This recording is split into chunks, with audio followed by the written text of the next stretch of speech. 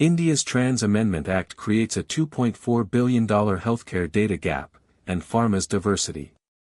The consensus read is already outdated. What matters now is the second-order effect most commentary still ignores. We will map trigger, incentive shift, and downstream impact before the close. But inside healthcare systems, inside research labs, inside insurance algorithms, something fundamental just broke. India's Trans Amendment Act replaced self-identification with mandatory psychiatric evaluation for legal gender recognition. Sounds like a policy about paperwork. It's not. It's a bomb buried inside clinical trial infrastructure, AI training datasets, and actuarial models that affect 1.4 billion people. Here's what actually happened. Under the old rules, trans individuals could update their gender in medical records themselves.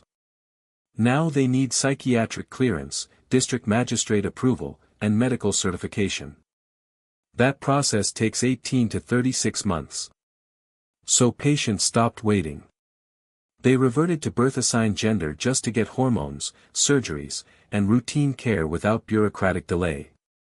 The Indian Medical Association reported a 60% drop in trans patients presenting at clinics in Maharashtra and Karnataka within 48 hours of the amendment taking effect.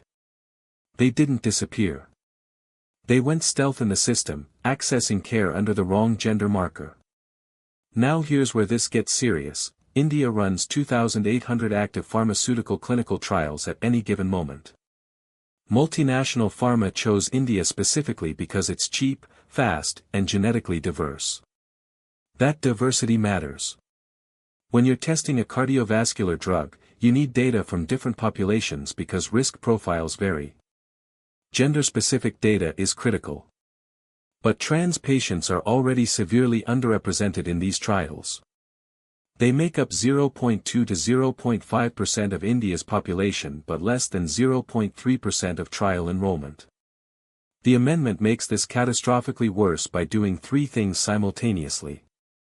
First, it eliminates self-reported gender diversity from baseline data.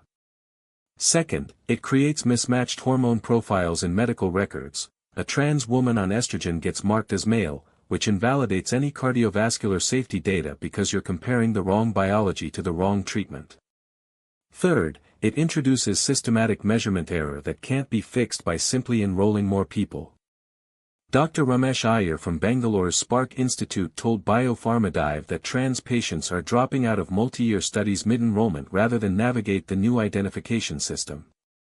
Lose 50 participants from a phase 3 trial and you lose statistical power. You can't just recruit more, the timeline is fixed.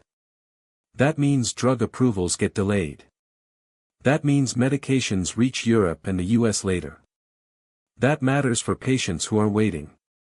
But the clinical trial problem is just the visible part. The real crisis is in AI. India is ground zero for health AI development. Companies like Qure.ai, Niramai, Google Health, they all train diagnostic models on Indian medical data because of scale and diversity. And the amendment just corrupted that entire training pipeline.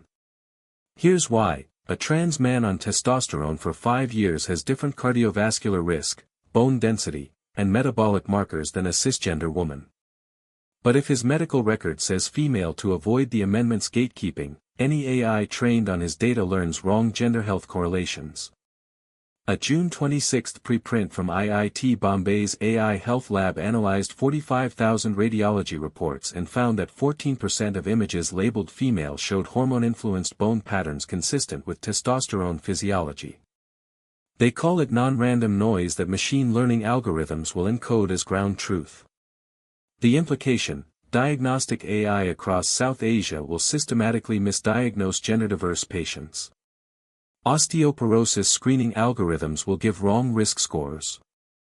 Cardiac event prediction will fail. Cancer staging models will be off. Most affected patients won't know why their diagnosis was wrong because the error is baked into the algorithm itself. Then there's insurance. India's health insurance market grew 28% last year and it's entirely dependent on accurate self-reported gender for actuarial modeling. Trans individuals typically have higher preventive care utilization and better medication adherence than the general population. But they're now coded as their birth-assigned gender, making their healthcare usage appear anomalous to insurance algorithms. Milliman India, an actuarial firm in Mumbai, estimated the amendment creates 180 crore rupees, $24 million in annual uncategorized healthcare variance. That's costs insurers can't model because the underlying population is deliberately obscured. In insurance, 2 to 3% margin differences determine whether a company survives. This is material. Claims that should be predictable will be flagged as fraud. Premiums will spike for people whose usage patterns don't match their assigned gender. Here's the final piece: India isn't just a domestic market. It's the pharmacy of the world. India produces 60% of global vaccines and 20% of generic drugs. The FDA and European Medicines Agency both accept Indian clinical trial data for drug approvals. Corrupted gender data from Indian trials affects prescribing guidelines in Boston, Berlin, and Sao Paulo. Concani Pharmaceuticals paused a diabetes drug trial on June 28, citing inability to ensure gender data integrity under the new rules. That drug was targeting EU approval in 2027. This is the first documented case of the amendment directly delaying a pharma pipeline. It won't be the last. So what fixes this? Not easily, but there are paths. Pharma companies can adopt independent gender self-identification protocols for research purposes, decoupled from legal ID. The US NIH does this already. Health AI companies need to retrospectively audit training data for gender inconsistencies and implement label correction pipelines. India's insurance regulator could mandate voluntary gender identity disclosure separate from policy documents with legal anti-discrimination protections. But here's the thing about measurement error: once it's encoded into AI models and insurance actuarial tables, it's incredibly hard to remove. The next 2 to 3 years are the window to fix this before these corrupted datasets become permanent infrastructure. This is India's shift from self-identification to medicalized gatekeeping, creating invisible externalities across domains that policymakers never considered. The winners will be institutions that decouple research data integrity from legal identification before the next wave of AI diagnostics embeds these errors permanently. The losers will be patients across South Asia whose care suffers from models trained on fundamentally corrupted data, most of whom will never know why their diagnosis was wrong. This matters because healthcare infrastructure compounds.